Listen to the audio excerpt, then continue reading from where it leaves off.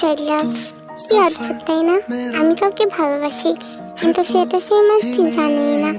এই নিয়ে তার কোনো অনুভূতিই হচ্ছে না। সে হয়তো কখনো জানতেও পারবে না তাকে ভালোবেসে কোনো এক ভিনদেশি নারী দিনের পর দিন তাকে হারানোর ভয়ে অঝরে কান্না করে যাচ্ছে।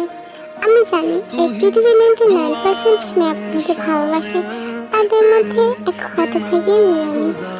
জানেন মিস্টার জিয়ন, আপনি সেই পুরুষ যার জন্য জীবনে একটা প্রকৃতির পাওয়ার পর কখনো কাউকে ভালোবাসেনি।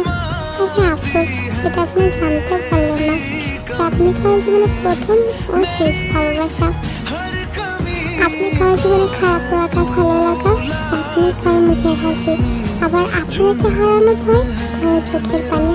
কেমন হতো যদি আমার ভালোবাসাটা পূর্ণতা পেত? প্রত্যেক রাতে নামাজের মোনাজাতে আপনাকে যে আল্লাহর কাছে, তবে দেখবেন কেউ একজন আপনাকে না চাইতেই সহজে পেয়ে যাবে। ভালোবাসা ভয়ঙ্কর সবাই বলে, তবে আমি বলবো তার থেকে বেশি ভয়ঙ্কর মায়া।